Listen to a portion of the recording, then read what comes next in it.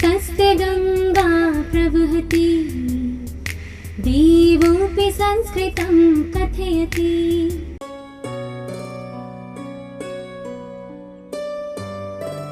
नमः संस्कृताय, संस्कृत गंगा में आपका स्वागत है। मैं हूं सर्वज्ञ भूषण। हम लोग गीता का दूसरा अध्याय पढ़ रहे थे। आज फिर गीता के दूसरे अध्याय में भगवान कृष्ण अर्जुन को समझाते हुए कह रहे हैं।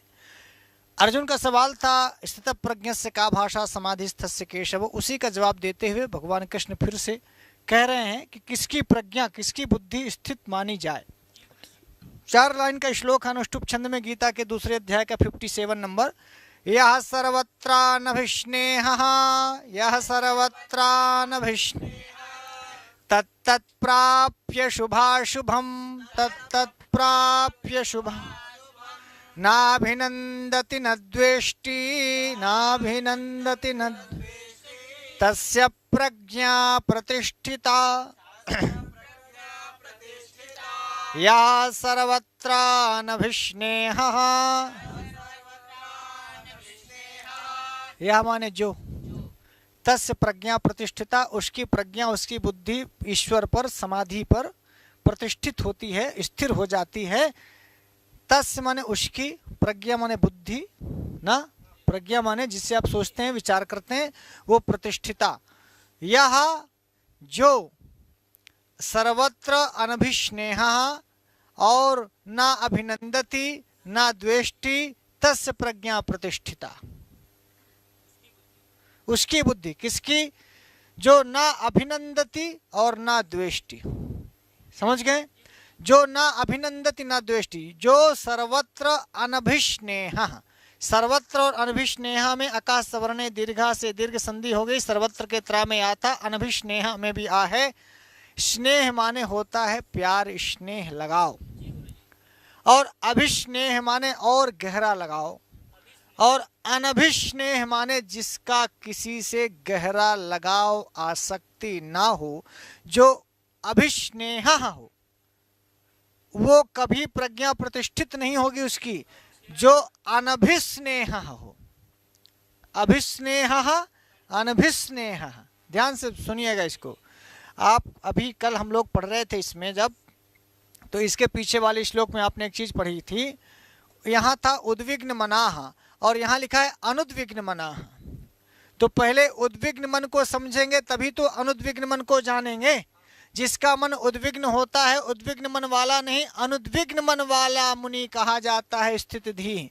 तो जैसे उद्विग्न का अनुद्विग्न हो गया, जैसे उद्विग्न का अनुद्विग्न हो गया, वैसे अभिस्नेह का अनभिस्नेह हो गया। जैसे अश्वः का अनश्वः हो जाता है, वैसे जहाँ अभिस्नेह ना हो, जहाँ आसक्ति ना हो, जहाँ लगाव ना हो, जहाँ हाँ वो अनभिस्नेह। और कोई बोले सर्वत्र, सभी जगह। ये बड़ी मजेदार बात है। यह माने जो, अब सर्वत्र में वो चाहे आपकी स्त्री हो, चाहे आपका पुत्र हो, चाहे आपका घर हो, चाहे आपका पैसा, ये सब सर्वत्र से अर्थ आ गया सभी जगह पर। ऐसा नहीं कि आप मान लो आप उसका स्त्री से नहीं पटता है, पत्नी से आपका झगड़ा है, तो आप कहेंगे नहीं हमारी प्रज्ञा प्रतिष्ठिता, क्योंकि गीता में लिखा है यह सर्वत्र अनभिष्ट। सर्वत्र भगवान कहते हैं सर्वत्र। अब स्त्री क्यों, यहाँ पति भी तो आ जाएगा। बोलो, देखिए अब इसका गलत अर्थ आप ना लीजिएगा कि कोई पति अपनी पत्नी के प्रति स्नेह ना करे। ऐसा गलत अर्थ गीता में कभी नहीं। यहाँ पर करें अभिस्नेह हो जिसकी। अभिस्नेह का मतलब कि अर्थात उस पर इतनी आसक्ति, इतना लगाव हो जाए कि जैसे मान लो वो मायके चली जाए तो आप अपने घर में रह ना पाए। वो मायके चली जाए तो मुड़ पटक पटक के रोवे लागें, खाना छोड़ दें, काम करना छोड़ दें, कार्यालय जाना छोड़ दें और किसी की बातें सुनना छोड़ दें। ये है अभिस्नेह। और भगवान ने कहा होना चाहिए अनभिस्नेह।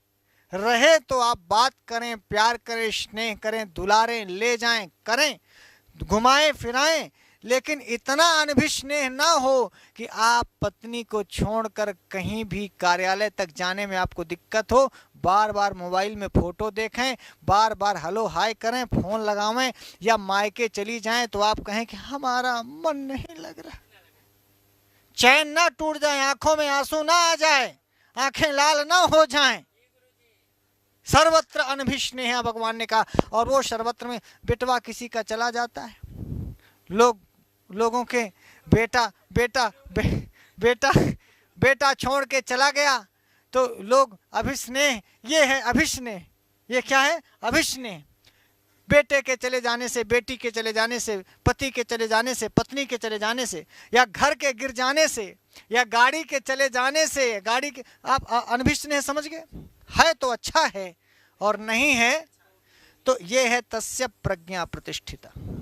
तो मतलब उसकी बुद्धि स्थिर हो जाए ना। और ये तो सर्वत्र अनभिस्नेह, सर्वत्र में समझ गए ना, सभी जगहों पर, हर स्थान पर, किसी पर भी। अब जैसे मान लो प्रयागराज से आपका ट्रांसफर हो गया, कहीं और जाना है, तो लोगों को इलाहाबाद से इतनी आसक्ति हो गई, ये अभिस्नेह है। इलाहाबाद नहीं छोड़ना चाहते, ये अभिस्नेह है। आप गांव नहीं छोड़ना चाहते, ये गांव के प्रति आपका अभिस्नेह है।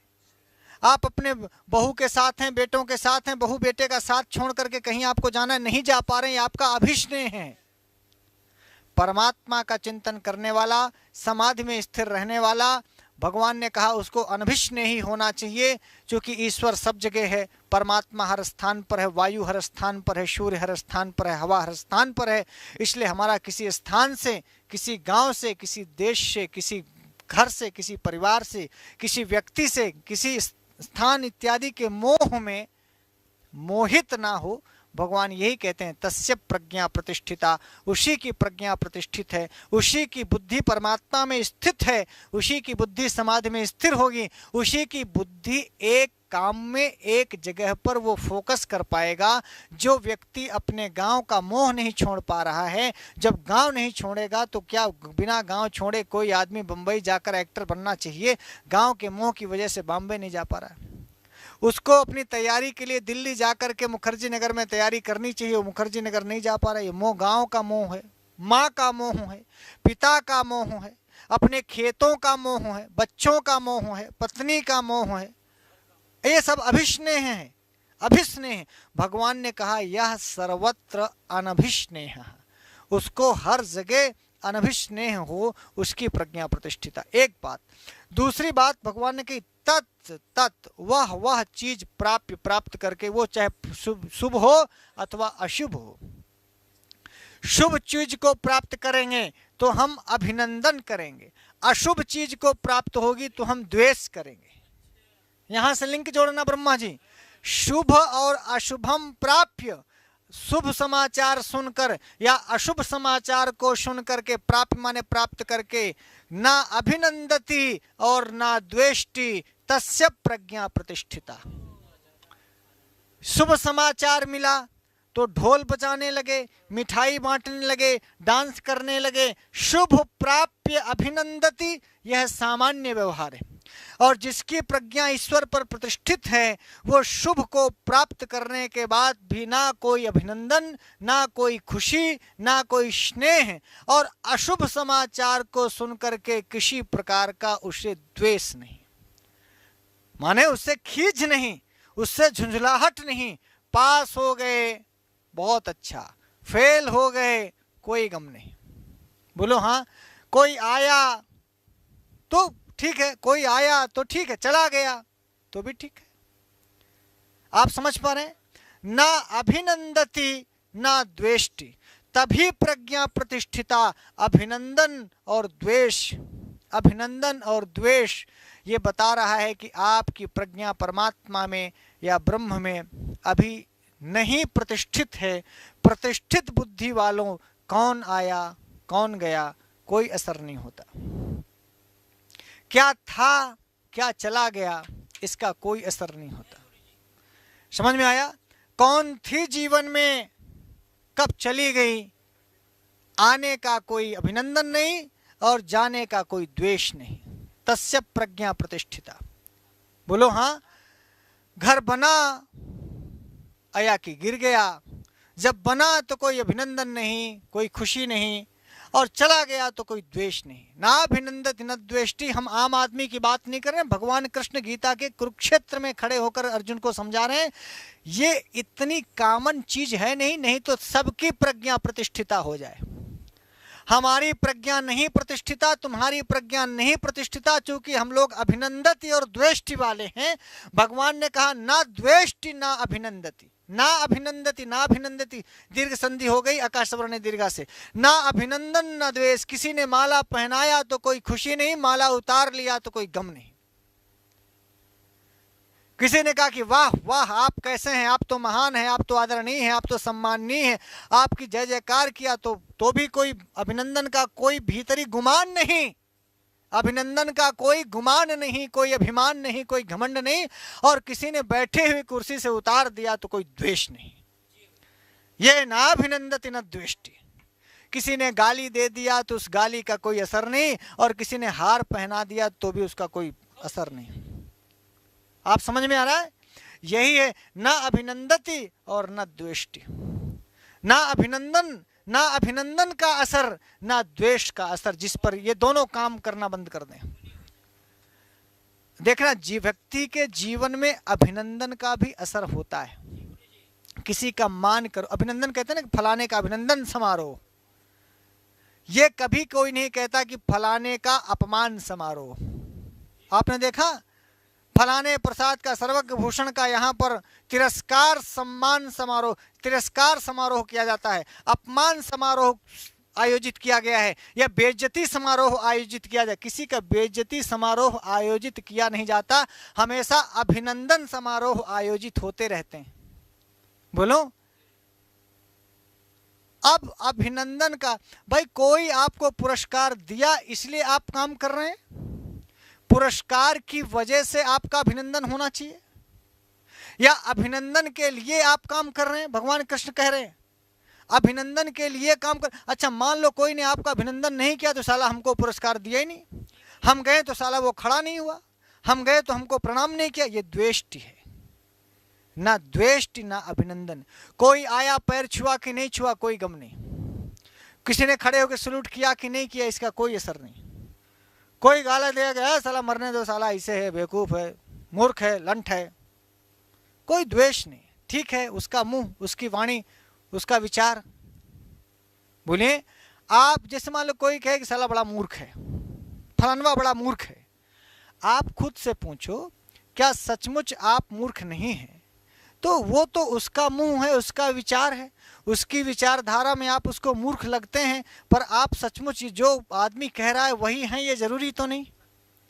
वैसे ये भी जरूरी नहीं, जैसे किसी ने कहा कि आप फला विद्वान हैं, जरूरी नहीं कि आप विद्वान हो, ये उसकी अपनी दृष्टि, उसकी अपनी सोच है।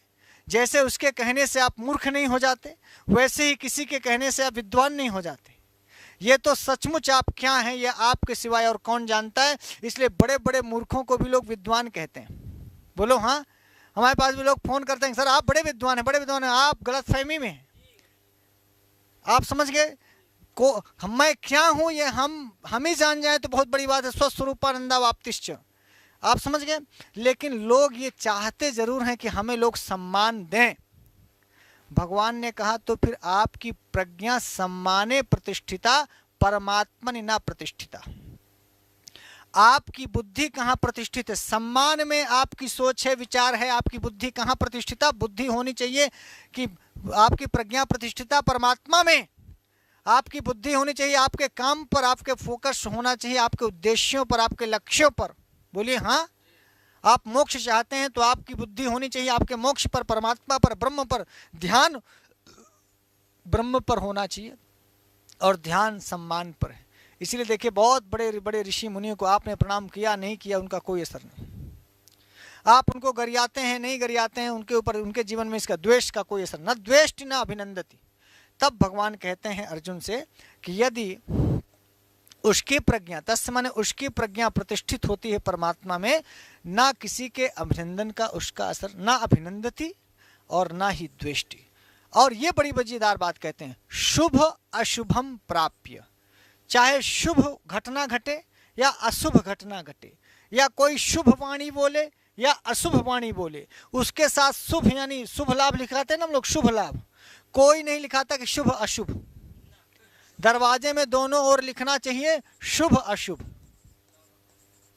समझ में आया? और नहीं लिखाने तो आपको लिखाना चाहिए लाभ और हानि। तो आप इसका शुभ लेते हो और इसका लाभ, माने शुभ चाहिए और लाभ चाहिए, तो अशुभ और हानि कौन लेगा? जबकि दरवाजे पे आपको ये लिखाना चाहिए, एक तरफ दरवाजे में लिखा है शुभ ये भी मेरा और अशुभ ये भी मेरा, शुभ अशुभ मेरा। यही तो है शुभाशुभम प्राप्य, शुभ पाएं या अशुभ पाएं, इनको पाकर ना अभिनंदन ना द्वेष, ना अभिनंदित न द्वेष्टि। तो भैया शुभ तुमको चाहिए और लाभ तुमको चाहिए, लाभ हानि का लाभ चाहिए, शुभ अशुभ का शुभ चाहिए। तो कोई अपने घर में यह लिखावे कि अशुभ हमें दे दो, हानि हमें दे दो, तो लिखाओ ना, घर के एक कोने में लिखाओ अशुभ और एक तरफ लिखाओ हानि। तो अशुभ तुम्हें नहीं चाहिए, हानि तुम्हें नहीं चाहिए, तो क्या तुम्हारे शुभ और लाभ लिखने से तुम्हारे घर में सिर्फ शुभ शुभ और लाभ लाभ ही आता है, हानि नहीं आती? क्या आपके घर में केवल अशुभ अशुभ शुभ शुभ लाभ लिखाने से अशुभ नहीं होता कभी? जिनके घरों के दरवाजे पर शुभ लाभ लिखा है तो क्या अशुभ कभी नहीं होता? नहीं, मैं सिर्फ आपको ये बताना, ना अभिनंदन ना द्वेष। क्यों तुम्हें शुभ ही शुभ चाहिए, अशुभ नहीं चाहिए? गीता में तो लिखा है कि शुभाशुभम प्राप्य, शुभ और अशुभ को प्राप्त करके यह माने जो ना अभिनंदती और ना द्वेष्टि, ना खुशी और ना गम, ना खुशी ना गम। आप समझ गए? तो ऐसा नहीं कि कभी खुशी कभी गम, भगवान यही कहते हैं ना अभिनंदन ना द्वेष्टि। शुभ पाए तो शुभ पर हम करते हैं, ए भैया शुभ का अभिनंदन, शुभ का और अशुभ से द्वेष। अब भगवान ने दोनों को कहा, शुभ का अभिनंदन और अशुभ का द्वेष। ऐसा क्यों?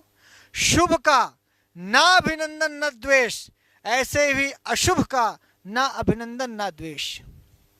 ये है समत्वम योग उच्यते।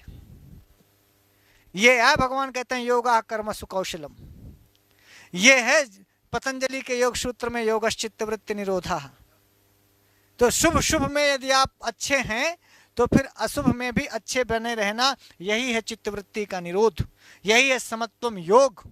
समत्वम योग उच्यते, यही है योगा कर्मसु कौशलम। तो शुभा शुभम प्राप्त तत्त प्राप्य, उन उनको प्राप्त करके, तत्त उन उनको, तो उन उनको माने चुन चुन के, शुभ शुभ को या अशुभ अशुभ को प्राप्त करके। शुभ में अब इसका मतलब समझिएगा, शुभ का अब कैसे समझाएं आपको, समझ पा रहे हैं? शुभ का माने अच्छे का, शुभ माने अच्छा, जो आपके लिए शुभ हो, जो आपके लिए कल्याणकारी हो, जो आपके लिए अच्छा हो, सिर्फ वही आप, सिर्फ उसी का अभिनंदन, सिर्फ उसी की खुशी, सिर्फ उसी के लिए डमरू बजे, सिर्फ उसी पर सोहर हो। बेटा आया, शुभ कार्य है, सोहर होगी, ढोल बजेगा, नाच होगी, बरहं होगा। अब बिटिया के आने पर क्या अशुभ हो गया? क्या बेटवा के आने पर सोहर? तो कहाँ लिखा है भाई बिटिया के आने पर सोहर ना हो? बिटिया पैदा हो जाए तो गम मनाया जाए, बरहं ना हो, उसका नामकरण संस्कार ना हो, उसके लिए शुभ आयोजन ना हो, ऐसा क्यों? भैया आप शुभ अशुभ छोटी छोटी चीजों में करते हैं, छोटी छोटी चीजों। भैया अरे भाई 1000 सीट निकली है, 5 लाख लोग फार्म भरे हैं, तो 10,000 सीट तो 4,90,000 लोग फेल नहीं होंगे? 10,000 लोगों के लिए घर में शुभ शुभ और 4,90,000 लोगों के घर में अशुभ अशुभ, तो और सब लोग चाहते हैं शुभ शुभ, तो अशुभ किसके लिए, अकल्याण किसके लिए, हानि किसके लिए? जो हानि नहीं चाहता, लिख लो, जो हानि नहीं चाहता उसको लाभ कभी मिल नहीं सकता। जो हानि को पचा नहीं सकता, जो हानि से डरेगा उसे लाभ कभी होगा नहीं, जो अशुभ से डरेगा उसका कभी शुभ होगा नहीं। बोले हाँ, अशुभ की भी माने अकल्याण की भी, हानि का भी आदर, हानि से भी कोई द्वेष नहीं, अशुभ से भी कोई द्वेष नहीं। भगवान के वचन है, मैं अपनी बात नहीं कहता। तत्त प्राप्य शुभाशुभम ना अभिनंदन न द्वेष्टि। अर्थात समता की स्थिति यही है कि भाई दुख आया तो ठीक है, हमारे ऊपर है, इसको भी झेलेंगे। सुख आया तो ये भी अपना, इसको भी झेलेंगे। दुख आप झेलते हो और सुख भोगते हो नहीं। यदि सुख भोगते हैं तो दुख भी भोगेंगे, और यदि दुख को झेलते हैं तो सुख भी झेलेंगे। बोलो, यदि शुभ हमारा है तो अशुभ भी हमारा है, यदि लाभ हमारा है तो हानि भी हमारी है। बोलिए, बेटवा हमारा, आप तुम्हारा बेटवा जब जब तुमको बेटवा पैसा दे तो तुम्हारा बेटवा, और काम मान ला कबहू बेटवा तुमको कुछ बोले ही दिया तो फिर बेटवा गैर का थोड़ी हो जाएगा। आप देखिए, जब तक बाप तुमको पैसा दिया, जब तक बाप तुमको सेया पाला, महतारी सेई पाली, तब तक महतारी तुम्हारी, और आज मानो महतारी बूढ़ी हो गई, बाप बूढ़े हो गए, बाप नहीं दे रहे, तो अब तुम चाहते हो कि बाप मर जाए, बाप जाए, बाप का हिस्सा बांट लगाते हो कि 2 दिन आप खवाओ 2 दिन हम खवाएंगे। जब बाप तुम्हारे पाल रहे थे, माँ तुम्हारी पाल रही थी, तो उसने ये नहीं कहा कि एक दिन हम तेल लगाएंगे एक दिन कोई और। बोलो हाँ या ना। श्लोक यहीं पर समाप्त करता हूं, तत्त प्राप्य शुभाशुभम कह के। जो जो मिले चाहे शुभ हो और अशुभ हो, सबका अभिनंदन, या किसी का ना अभिनंदन ना किसी से द्वेष, ये समता की स्थिति है। ना सुख आने पर खुशी का इजहार और ना दुख आने पर दुख का इजहार। समझ गए? ना दुख पर रोना और ना सुख पर हंसना। समत्व की स्थिति यही है। आप समझ रहे हैं? समता यही है। समत्वम योग उच्चते यही है। समान स्थिति, दुख आए, जैसे मान लो आप सुख में खूब मौज में हैं, तो दुख में भी मौज में रहो, दुख में भी मौज में रहो। तो मौज की अवस्था, जो आनंद की अवस्था है, वो सुख की अवस्था नहीं है, ये आपकी अपनी अवस्था है, ये बुद्धि की अवस्था है, ये विचार की अवस्था है, ये मानसिक अवस्था है। ये मानसिक अवस्था सुख के क्षणों में, अच्छे दिनों में, शुभ के दिनों में, कल्याणमय दिनों में आपके साथ सब अच्छा अच्छा हो रहा हो, तभी आप अच्छा सोचेंगे, तो ये कौन सी समता है? बुरा बुरा हो रहा है तो भी आप उसी मस्ती में रहें, अच्छा अच्छा होने पर जिस मस्ती में रहते हैं। बोलो हाँ या ना। ये भैया, यह सर्वत्र नभिस्नेहः, यह सर्वत्र नभिस्नेहः, तत्तत्प्राप्य शुभाशुभं, तत्तत्प्राप्य शुभाशुभं, नाभिनन्दति न द्वेष्टि, नाभिनन्दति न द्वेष्टि, तस्य प्रज्ञा प्रतिष्ठिता, तस्य प्रज्ञा। भगवान कृष्ण अर्जुन से कहते हैं, या माने जो सर्वत्र नभिस्नेह, जिसका हर जगह आसक्ति का अभाव है, और तत्त प्राप्य, उसे उसे प्राप्त करके, वो चाहे शुभ हो चाहे अशुभ हो, ना तो उसका अभिनंदन और ना ही उससे द्वेष करता है। उसकी प्रज्ञा परमात्मा में, समाधि में प्रतिष्ठित होती है, यानी योग में प्रतिष्ठित होती है, यानी वो समभावी होता है, और वही स्थिति ही है, वही स्थिर बुद्धि है, वही स्थित प्रज्ञ है। समझ में आया? तो आज के लिए इतना ही। गीता की इस वीडियो को हम और आगे जो श्लोक भगवान कृष्ण ने कहे हैं अर्जुन के लिए, उनकी भी चर्चा हम दूसरे अध्याय के अगले श्लोक की करेंगे, लेकिन आज के लिए इतना ही। नमः संस्कृताय।